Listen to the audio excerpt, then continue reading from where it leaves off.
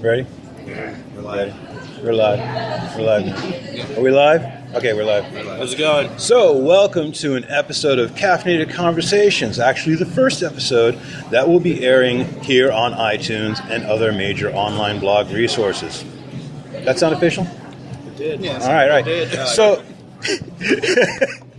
Caffinated Conversations is made by Indie Pulse Music Magazine. And just to let you know that this is NSFW, not safe for work. There may be strong language. Fuck you. And, just basically not something you want kids to hear. So if you're at work, though, crank this motherfucker up and piss everybody off. Okay. So anyway, welcome to Caffinated Conversations. And we are here with my co-host, John Spaulding. Hello, how's it going, everybody? Who's also known by the ladies as Chocolate Thunder.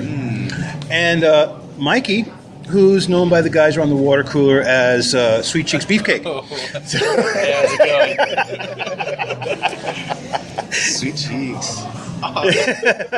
No, it's still no. You see, when the mic's going, this doesn't work. So special effects. yeah, so right now there's a bell ringing on you right now. I So can't drink this yet.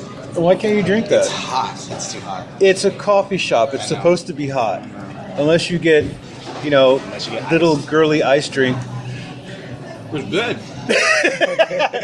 He says with a mouthful of chorizo and egg sandwich. Tastes like milkshake. So anyway, for our pilot episode, we are here at the Starbucks at Santa Maria, California, on the corner of Broadway and Betteravia, directly across from Sislock Bank, in the middle of a parking lot. But it's got crappy parking. I don't know how that works out. It's a big parking lot, though. So in these podcasts, we're talking about music and pretty much anything that walks into our head, or rams into our head, or whatever you want to consider. And it's unscripted, so the jokes may be funny, or they might not. But this episode is sponsored by nobody. Because nobody It's the best sponsor. can do it if you can't do it. Do you know, John? I don't know how that makes me feel. I don't know. I don't like it. It's, Well, I mean, you think about it. Nobody can do it better than you. And if you can't do it, nobody can. it's not true, though. That's not true? No. I mean, I can do a lot of things awesome, but there are people that do things better than I can do them. Definitely. Wow, I can't give you props for trying, can I? I mean, I'm just... What about you, Mikey, at work? At work, when somebody says, "Who did this? Who dropped the TV?" You're like, "Nobody." Yeah, I mean, that's up to the AP guy. That's not my problem. It's not coming out of my Use him as side. a scapegoat. That's... well, yeah. Yeah, he's Yeah. a scapegoat. So, you know how you go through your day and you have like little theme songs? Oh, yeah. All right, so I was trying to think of what my theme song today would be, and I don't know. Mine's a Frank Zappa tune, Camarilla Brillo. Have you ever heard it? I'm sure I've heard it, but I do not recall off my head. Yeah. So, what would your theme song for today be? I don't really have, actual track songs. It's always just sounds. So, I'm always... Little usually- voices talking in your head. Okay, and you, Mikey? I got into this Full House kick. I think the Full House theme song would be Nice. my theme song for today. Wow, really? Just walk around and not drive. Okay. Don't want you driving while you're on Waving your my meds, hands right? Such massive small hands. Thank you, Joe. Thank You're you. Well, it's like when you tell the ladies you lost your leg in the war, It worked for that dude in Forrest Gump.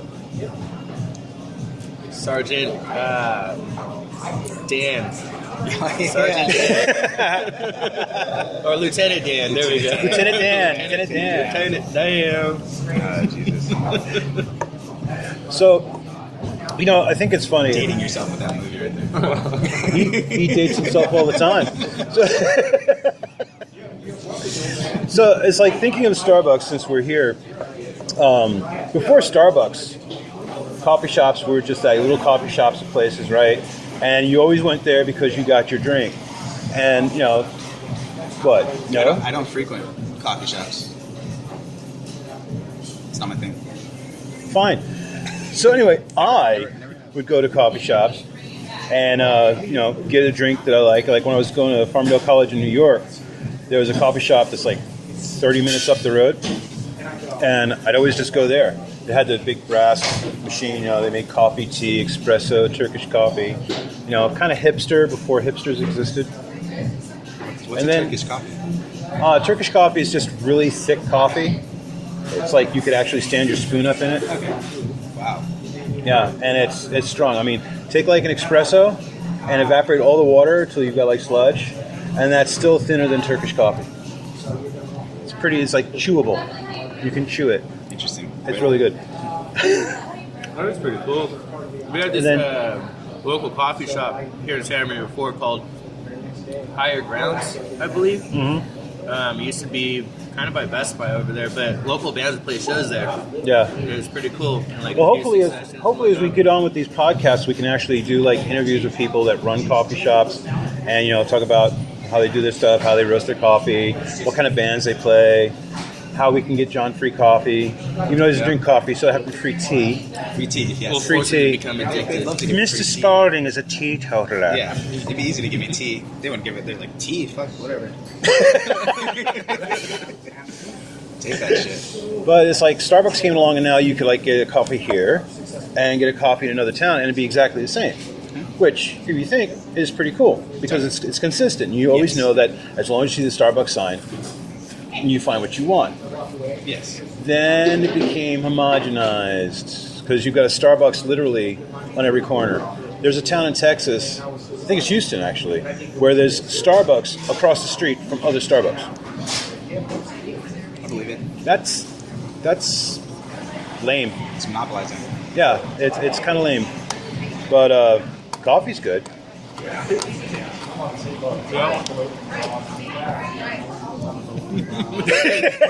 I don't know. From what I understand. Mikey is eating and his mouth is full, and so If I don't eat, I'll throw up this coffee everywhere. we don't want that. In my defense.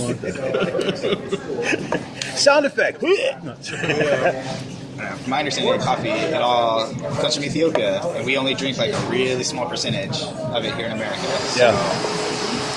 for us to love such coffee, I feel like Actually, coffee comes from more than just Ethiopia. There's coffee in Jamaica, Dominican Republic, here in the U.S. well, there's coffee all over now, but like it all originates from Ethiopia. I didn't know that. Yep. Most dark things originated in Ethiopia.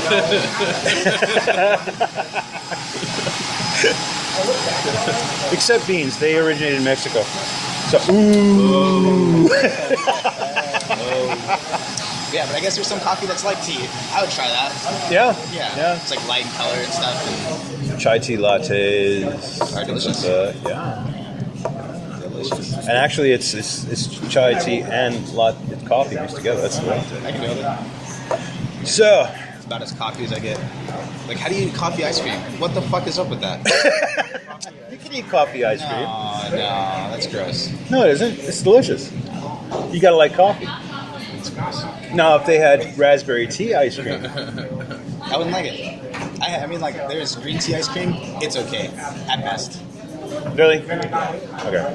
I think if you open a bag of fresh coffee beans, I like the smell Dude, more the than smell the of taste. the smell of coffee is fucking amazing, but it doesn't taste like it smells, right? I think it does. Really? This guy. I think you're the minority there. So, what's some cool bands you've been listening to lately? This is the part where we get to the music people. Because this is a music station. So, Oh, yeah. Just kidding. Lately, I've actually been listening to a lot of rap, but if we're going to talk about bands, I've definitely been listening to North Lane. How much North Lane, Seosin, because they just came back, which is really super awesome. Really, really good. Who else have I been listening to? Jeez. Architects from the UK. They're super awesome, really, really good. Gosh, kind of put me on the spot here. That's actually probably all that I have been really bumping lately. I think lower definition always, but they're sadly not a band anymore. But that's like an oldie but a goodie for me. all right. What about you? Yeah. I don't know. Other than Full House, Yeah. and other than your own band. And by the way, Mikey is in a band called The Mighty Fine. and they're mighty fine. So, music I've been listening to. I've been keeping up on the new release tracks from Blink-182, I guess. Thrice just came out with a new album that sounds pretty cool. I actually saw them the other day. And You saw them live? yeah, down in LA. The Shrine Expo Hall is badass, dude. Yeah. what's it like? It's like you walk in and there's it's like carpet everywhere. They have statues and like doors leading to like random spots that you're not allowed into. It's like 2 or 3 stories or something like that. But it's pretty nice in there. It's a big hall with like seating up on the top. Okay, random places you're not supposed to go.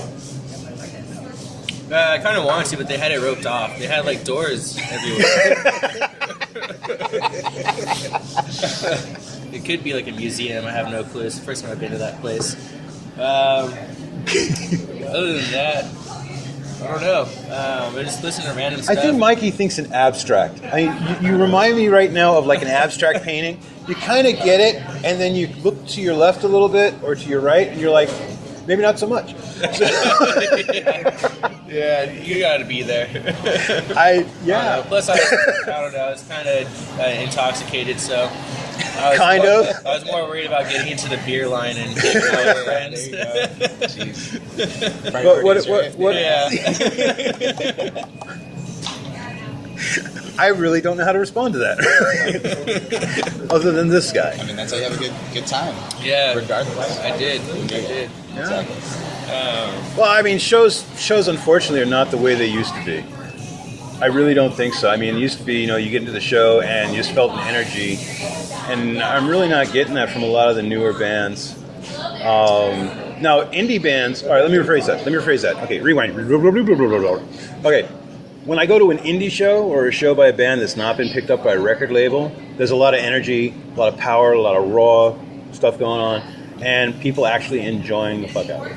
Yeah, this show is a badass. I felt it. But when you go to a concert or something by like a major signed artist, if it wasn't for the special effects or anything, you really don't have much to look at, because you realize somebody else wrote their songs, and if it wasn't for auto-tune, they wouldn't sound very good. And that's if they're not lip syncing. It's like all these artists that are dancing around the stage and bopping all over the place. That's what the public wants, I think. If they hear them mess up, quote unquote, or something like that, if a note's off or something, they just go, oh my God. And there's just so much criticism and like hatred that comes out of that for some reason. Or like, people don't understand that the way I made it sound when I recorded it isn't the way that it's going to sound the day that I play it today. Like, people don't understand that. So these bands or the record labels or whoever have programs and backtracks and all that stuff to like make themselves sound exactly like their CD, because that's what consumers want. It's at least what it sounds like they want. Yeah, but then you got situations like this. Remember when Red Hot Chili Peppers played the halftime show? Right, and everybody gives them shit because they weren't plugged in or whatever. And Flea's, dancing all over the place, bouncing on his bass, and then somebody noticed that it wasn't plugged in, and there wasn't a wireless unit on it. It's kind of like they weren't. The Red Hot Chili Peppers were lip syncing to their own music. I missed that. So what do you want? Do you want them to be able to dance around and make a few mistakes, or do you want them to sound perfect? I want them to make a few mistakes. I prefer the live stuff, because I was at a Megadeth show and Dave Mustaine's going through the solo, and then a string broke, and he's like, ah! He just cursed, took his guitar, threw it into the audience. Give me another guitar. That's sweet. I like to be at that level. Yeah, I wouldn't like to be the guy that got hit in the head with the guitar, but he got to take it home. Yeah, it's just, I don't know, people don't appreciate that, or I would say most consumers, the higher percentage, don't understand that or appreciate that. I think you are, again, in the minority by liking those things, or even maybe possibly understanding those things. I just got the black guy to say minority. Oh, no, sorry. Second time. I know, the second time. And that's the jelly donut. No. Actually, I'm the minority in this seating arrangement here. He has a point. Yeah, he has a point. His hair hides it well. Yeah. Don't worry, next week we'll be picking on somebody else. Today's just Mikey's turn. Yeah. And tomorrow, the next day, right? Tired of this shit. Okay, well, you know what? I'll tell you what. Next time... well, who should we bring next time to be the plucky comic relief that we should pick on? Full-on albino.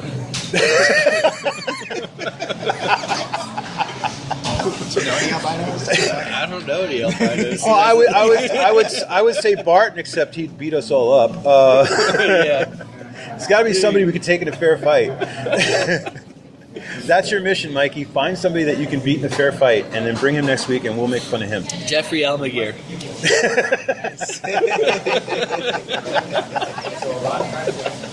Just kidding. And if he hears this podcast, Calling you out. I'm not saying shit. all right, and we're not, and this is not to poke fun or anything, but this is just a really cool announcement because I want to say it. You know, John, you recently had a baby. Well, not you. Well, Your girlfriend. Yeah. And she is a beautiful child. Thank you. And you're a very lucky man. So everybody, round of applause for John for actually making a cute baby. Thank you. Should be 3 months tomorrow. Dang. 3 months already? 3 months tomorrow. Wow. Yep. She's rolling over it. Yeah. Crazy. Can't just leave her on the bed. Nope. and you can't, I mean, you know, it's funny you mention that because for some reason it just popped in my head. This thing going on in Florida right now. Yeah. You heard of what happened at Disneyland or Disney World? Oh, I did. I just saw the headline for it. It was somebody got snatched or something by A 2-year-old kid got snatched by an alligator and dragged into the water. Right, okay. What? First the gorilla, now that? No, but the thing is evidently, and I know that anybody that works at Disney World hears this is going to be all upset, but it's in the newspaper. It's been reported. You can't sue the fuck out of me for anything. Evidently, in Disney World, they have a problem with alligators freely roaming the park. Well, that's sick. It's like a breeding ground or something. It's like Crazy. it's like in the morning they actually have people go through with rifles We can try to... to get them out of there or to take them out. I mean, they found alligators inside of rides and things like this, and it's like, you know, it's like no, but I mean, this little 2-year-old kid got grabbed by an alligator and dragged into the water. Yeah, I mean, which sucks. these parents are probably, you know, they're ready for the rubber room. I mean, as a parent, if anything happened to my kids, I mean, lock me up. Yeah. But I mean, who in the right mind has an amusement park next to where you have alligators and let them walk around? Well, I'm sure the alligators either weren't there or they thought like, oh, we're going to build our shit right here and these alligators will go away. And the alligators are like, fuck you. You know? Like, That's good eating. they don't, yeah. Shit. I mean, a lot of crazy stuff's happening out there, and we're right here alongside I of think you. that stuff has always kind of maybe been happening. It's just... This time it got noticed. Well, I mean, now, yeah, with everybody having cell phones and all that stuff, like, it's just so easy to document and get that kind of stuff out. So Yeah, until I heard that, I was like, oh, maybe I'll take my kids to Disney World next summer. No. I went to Disney World once and I didn't see any of that. I was only like 12. So, I don't know how many alligators you think there are, but I didn't see any. I think someone's planning them there. Trying to ward off these kids. Probably a disgruntled I don't know. I employee. feel like you go to a freaking... I mean, how do you go to an amusement park and, like, not stay just glued to your fucking kid? It's just... Yeah. Out in a There was public also I don't know if it's one of those urban legends or something, but evidently at Disneyland, if you have somebody in one of those outfits and they like have a heart attack or heat stroke and drop dead, other employers are supposed to prop them up on a bench and sit there with them until closing when they can like evacuate the body. And I was like, wait a minute. You mean like somebody's in a Mickey Mouse suit and he's just like suddenly drops dead? They just prop Mickey up on the bench? And then I thought about it and remembered when I went to Disneyland, there was a guy sitting there and kids were walking up and he didn't move, he didn't say anything. And I was like, oh, maybe he's just asleep. Now I'm starting to wonder. You know? I've never heard that before. They just prop them up till rigor mortis sits in, and then they just dip out. Get you later. Yeah. It's a trip. I don't know. Disney's like a whole freaking thing, right? Whatever. They're all fucked. Yeah. Only if you're paying for the tickets, man. Kids love it. Parents, not so much. I like Disney movies. Oh, yeah. Those are cool. You can watch those in the comfort of your own home with no alligators. There might be an alligator in my home. That's a dog, John. Okay. So, let's see. We talked about alligators, Disneyland, stupid jokes. What's next? What kind of music have you been listening to lately? Oh, well, I've been listening to a lot of music, considering that Indie Pulse Music Magazine is the foremost independent music magazine. No. At the frontier. Yeah, at the frontier. No, actually, I've been hearing a lot of good music. There's one band called Brother Oh Brother that's really doing well on the independent music scene. One of those bands where they took nothing to chance. They actually produced their own records, got together with indie record labels. They're not signed to one label. They actually produced records on a couple different labels, and that's pretty good. And let's see. A lot of blues bands out there have been doing really well. You into blues? Oh yeah, I can do blues. All right. I mean, I like all kinds of music. There's some country I like. You know what country I actually like? The really, really, really, really, really shitty country, like rap country. Oh, wow. Yeah. I like stuff like Waylon Jennings and stuff. I mean, I can do like old school fucking. If you want to consider like Johnny Cash and stuff country, I can do that. Johnny Cash's rendition of "Hurt" is awesome. Awesome voice, like Yeah. real heavy. But like Brother Oh Brother, like I said, there is a label called Hidden Volume that has been putting out some really good stuff. You know, oddly enough, there's been so many, I'm having a hard time picking out one to talk about. Because, I mean, there's just so many bands out there that are doing some great music, but unfortunately, because radio is now programmed the tape machines, God, she's pretty. Which one? Which one are you talking Tall about? one. Which one? The one with black? The one in the dark blue jeans. Yeah.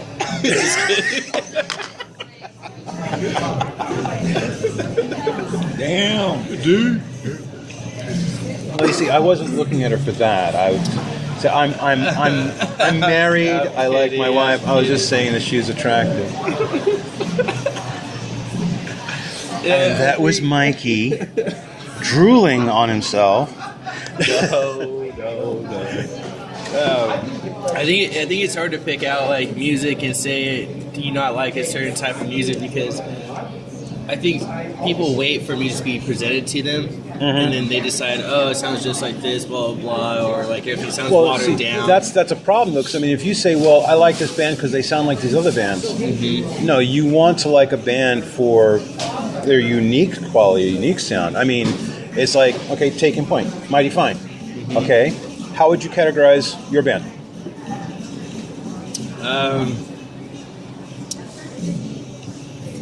I don't know. Like, we've always said we have like influences from like hot water music, Gaslight Anthem, Alkaline Trio,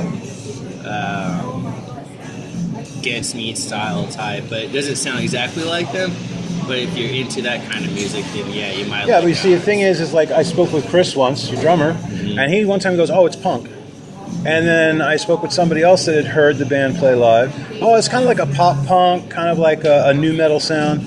And I'm like, well, which is it? You know? Yeah, it's really hard to describe. I don't know. But then again, I think in this market, and this is the bassist.